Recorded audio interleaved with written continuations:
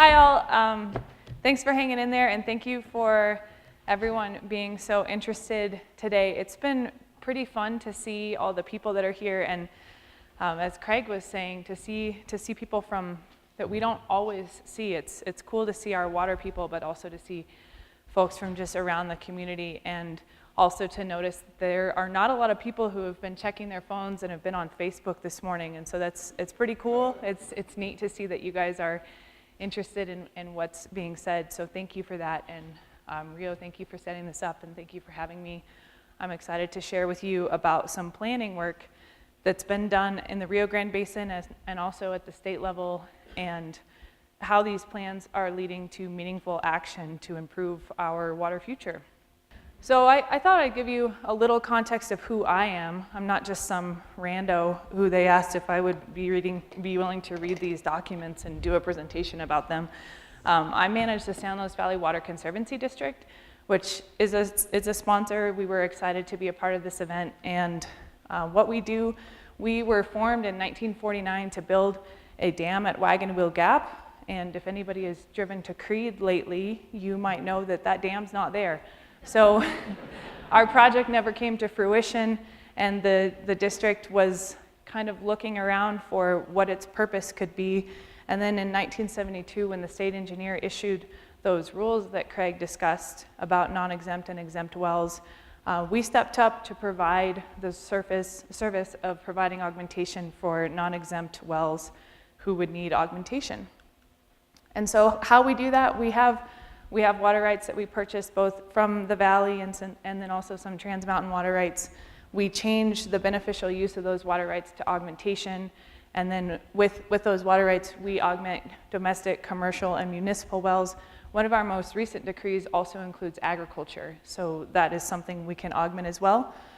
The active augmentation means that we replace the impact of those wells to the body of water they're impacting. So if it's the Rio Grande or the closed basin project, closed basin, we put water in those areas and make those either the stream or the closed basin whole, so the impacts of those wells are not felt.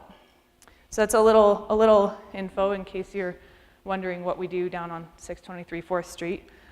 I also have the great pleasure of representing the Rio Grande Basin on the Colorado Water Conservation Board, which has also been mentioned a couple times today. The CWCB is an outstanding agency that works to conserve, develop, and protect and manage water for present and future generations. It's a really lean and incredible organization, about 40 staff who implement a huge amount of programs, from the roundtables in IBCC, which Cleve and Keith Holland are representatives on the IBCC, to grant programs and water loans. So if you've got a really neat water project, they can loan money at a really low rate so that we can get some really cool projects done. They also are very pivotal in interstate issues such as compact negotiations and management, and special projects such as cloud seeding or dealing with high groundwater issues in the high plains.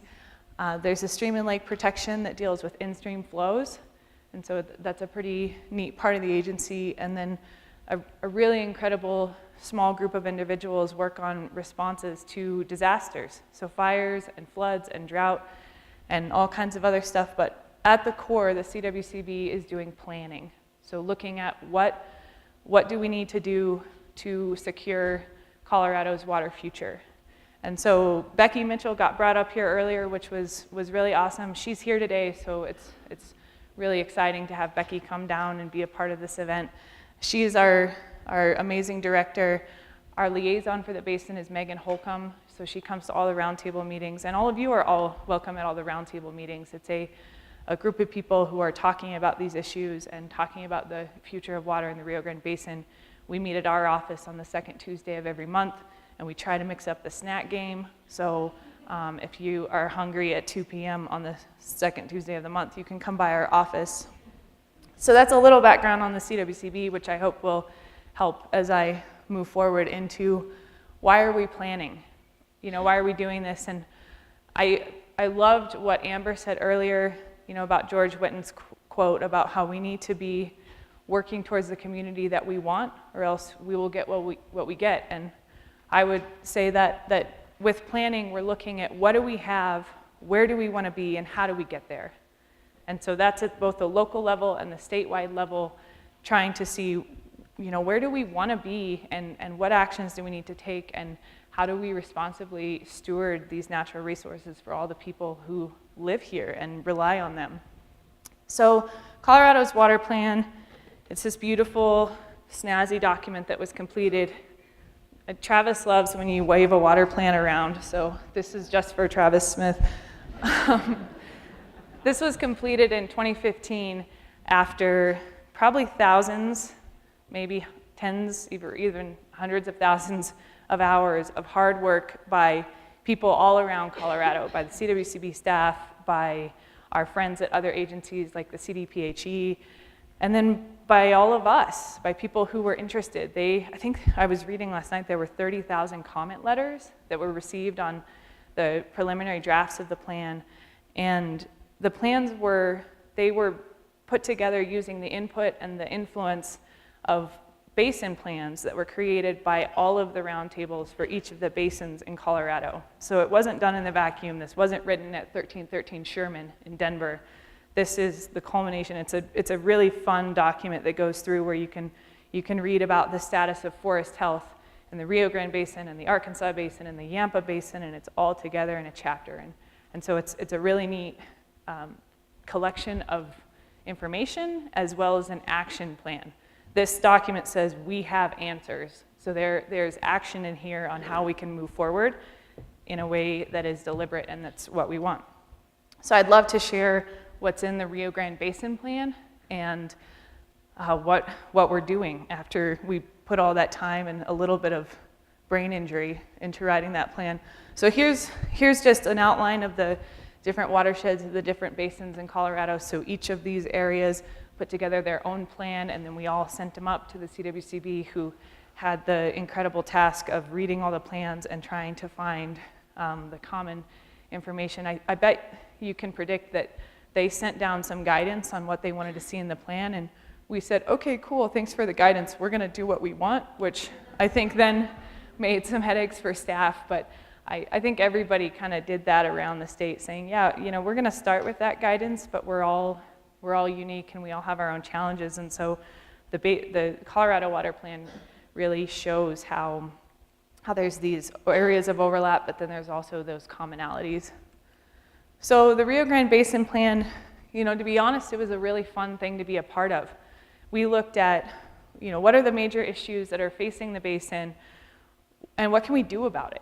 So we set out, we put together goals and outcomes, and the goals are really, what do we want this place to look like? What are our priorities for the future of the Rio Grande Basin and of the San Luis Valley? Then we looked at the constraints and opportunities that would get in the way, or that are considerations towards reaching those goals. And then we put together a really incredible, a really long list of projects and methods to reach our goals and to try to make sure we have a happy future. So I appreciated that our Attorney General noted that how water is intertwined, because I think we can all recognize in this basin how intertwined it is. Everything, water touches everything.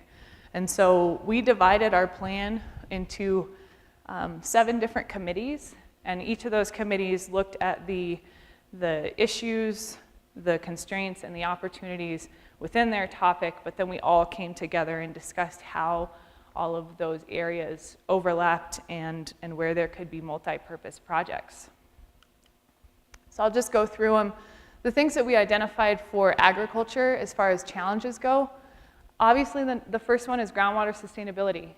And I don't think I need to say much more about that, because Cleve and Craig have done such a great job today of setting up the place of where we're at today, and that our groundwater situation it's a serious issue. It's something we all need to take very seriously, but I, like them, have optimism that we'll be able to figure it out. There's a surface water variability as well. We live in an area where it's an area of extremes. We have the lowest precipitation in Colorado. It's center Colorado. And then often, in years maybe like this year, we have the highest precipitation on Wolf Creek Pass. And that's just in one watershed. So isn't it incredible that there's that much variability just among the climate annually? But then from year to year, we get such dramatic swings of how much precipitation we see. And so given that natural variability, another thing that we learned at a roundtable meeting about a year ago was that we are the lowest in the hemisphere. We are the lowest snow-dominated system. So we're incredibly vulnerable, just the way that we sit in the southwestern United States. So that sets us up for this incredible variability, and in the face of climate change, I imagine that might become more extreme. So that's something we need to be really thoughtful of and plan for. Soil health is another place that we identified as a challenge, but there's great opportunity to that. And I feel like now I'm going to go into being the ambassador for the afternoon sections. You can go and learn about soil health this afternoon with George and Patrick. There's also variability in markets, which puts a lot of ag producers at risk. And then aging infrastructure. So up in the top right is a picture of the Prairie Ditch Headgate, which was once one of the older ones in the valley, but working with the Rio Grande Headwaters Restoration Project, they just updated that. And so where the infrastructure can be a challenge, there's also opportunities in doing projects. So again, the opportunities to deal with those challenges are in implementing and really seeing these sub-districts through, improving forecasting. I was so grateful that Craig had the radar slide in there, because that's going to help us so much to be able to better understand what's in the mountains and when it's coming out, when it's coming down, when it's coming out. And so hopefully that will really help Craig be able to forecast what the flows will be, and we'll be able to more strictly or better understand the management of that water. There's been experimentation with new crops and markets, which has been discussed today. The building of the soil health, which will be an afternoon panel, and then partnerships to improve irrigation infrastructure. There have been a lot of really neat efforts to improve conservation and also improve the infrastructure. Environment and watershed health. Some of the challenges that we are experiencing are habitat fragmentation, so roads and subdivisions and just breaking up habitat, and also fragmentation on the river. These diversion dams that we have, when we're separating these populations, then they're at risk of being more vulnerable to long-term impacts. And so it's important for us to take care of connecting habitats so that we can make sure we're taking care of the species that live here too. And so that leads into endangered species issues. There's changing ecosystems. In addition to the fires that we've seen, we've also seen huge expanses of beetle-killed trees. There's about 800,000 acres of spruce fir ecotype in the Rio Grande National Forest, and the majority, above 90% of the old growth spruce trees are dead. And that's something that I can share personally, that elicits an emotional response, because who doesn't love running around in an old growth spruce forest and seeing the ecosystem that's there and experiencing the big trees and the cool shade? But those forests evolved with stand replacing events. And so it's a really exciting time that we're seeing the forest change, and we're getting to be a part of this rebirth of the ecosystem. But then it also is a challenge when it comes to water management, because we're trying to understand how the stand scale die-off of those trees will impact the collection of snow and then the runoff of that water. So will we see more evaporation because we're seeing less canopy cover, and will the runoff come sooner because of that higher evaporation? And so those are things I know we're trying to understand and trying to figure out how to adapt to. Degraded habitat is another issue in areas where the hydrology has changed and the river has eroded at rates higher than the historic erosion rates. We're seeing losses in habitat and impacts to riparian areas. So there's opportunities. And so we're looking at landscape scale planning, both with stream management plans and participating in the Rio Grande National Forest Plan. The BLM's got a plan coming up, and so the water community has been active in participating in those plans and letting our voices be heard, and then also understanding what our federal partners are doing so that we can understand what we should be doing as well. Infrastructure protection, so looking at if there are going to be fires, are we prepared and have we protected our water infrastructure and our communities? So those are projects that have been looked at. Endangered species introduction has been happening. Colorado Parks and Wildlife has a pretty robust program of protecting and reintroducing Rio Grande cutthroat trout, and so that's very exciting. And then ecosystem restoration and land conservation. So you can learn about those more this afternoon. There's going to be a really fun panel on wetlands and restoration with Carrie Aloya and Emma and Chris and Daniel talking about stream management plans. And so they'll share with you some success stories, like the picture on this slide where there were large-scale impacts from erosion, there was habitat loss, there were impacts to water quality, and the restoration project came in and restored the ecosystem and restored the riparian areas. So Emma will be sharing those success stories, and Carrie will be talking about some really neat wetland projects. As far as land conservation, Judy Lopez with Colorado Open Lands and Nancy Butler with Wright will be here to talk about all the work that they're doing to try to stop seeing as much habitat fragmentation and try to keep land intact for future generations. Another challenge from the recreation standpoint is access, so safe access to the river.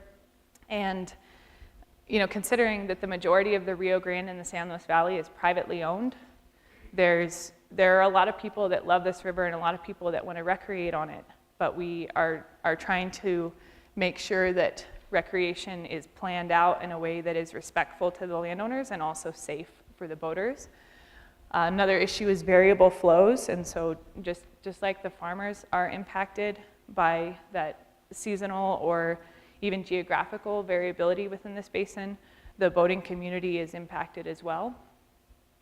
Hazardous infrastructure, there are bridges that people get hung up on. I won't go into a story about my parents almost drowning on the Wagon Wheel Gap Bridge, but you can imagine for yourself. Thanks for not drowning, parents. And high visitation, and so we want to be really careful that we're not loving this place to death. So what are we doing about it?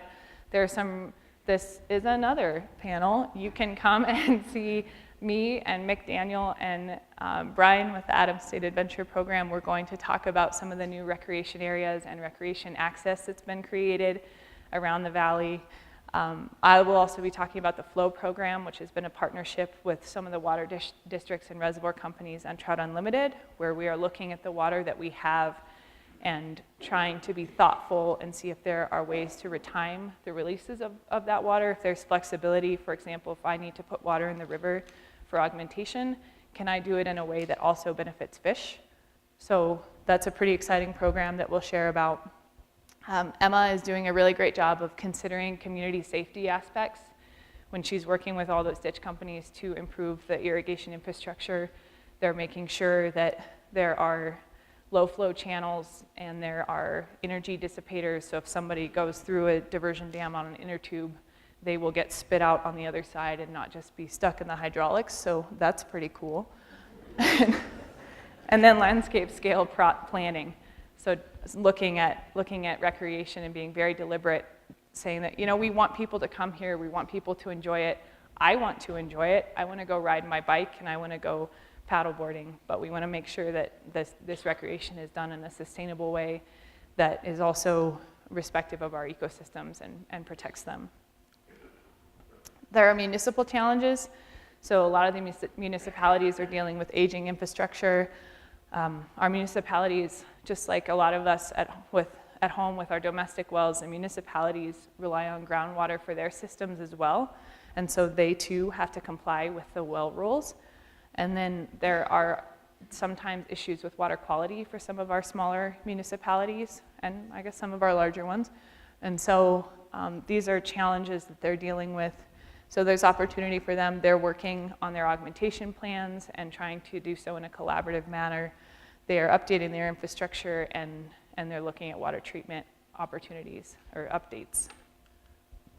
Water administration. So I think we've talked about this pretty thoroughly, but groundwater administration, surface water administration, and compact compliance are all challenges that the Division Water Resource staff wrestle with, probably daily, if not hourly.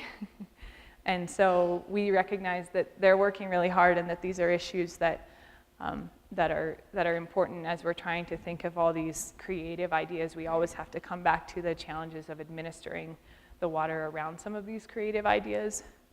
So some of the opportunities, the well rules and regulations will, I think, probably be a challenge, but will also provide clarity in getting our groundwater situation dealt with.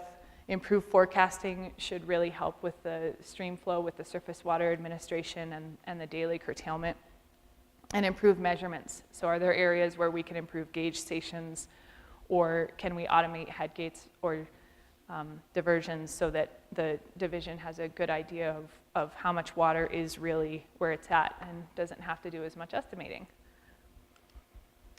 Finally, a challenge with education exists in that we recognize the heightened need to educate everyone. So thank you for being here, because we understand that we all get pretty excited about this and we talk about it all day, every day, but there are people, believe it or not, who don't talk about water all day, every day. Weird.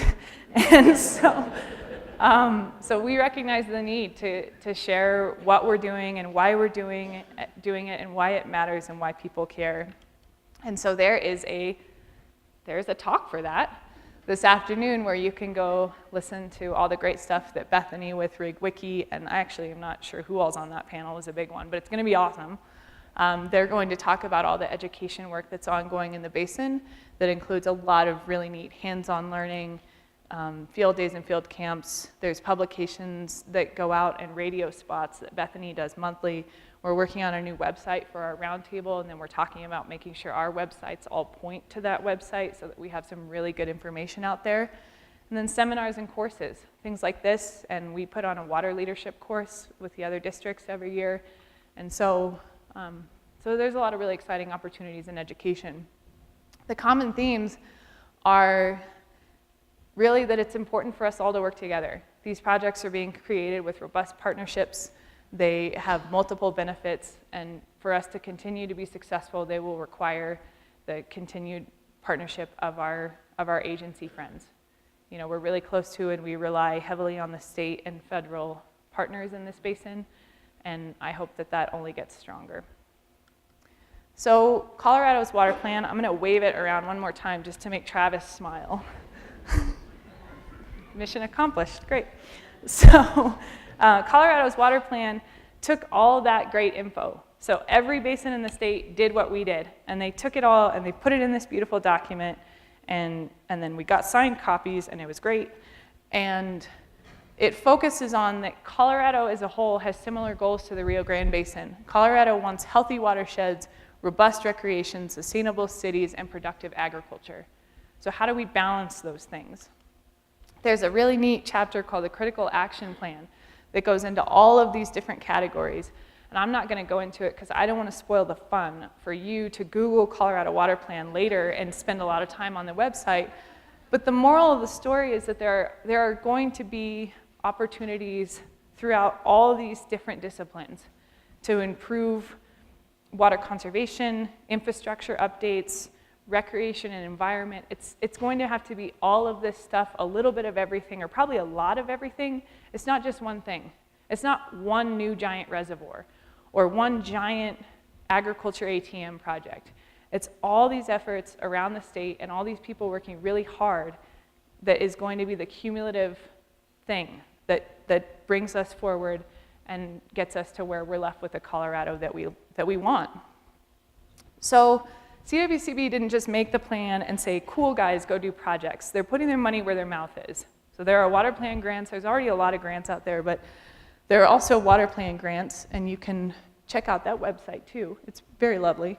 And you can see all the different, $3 million for additional storage, $1 million for technical assistance, $500,000 for water education. There's environment and rec. There's innovation.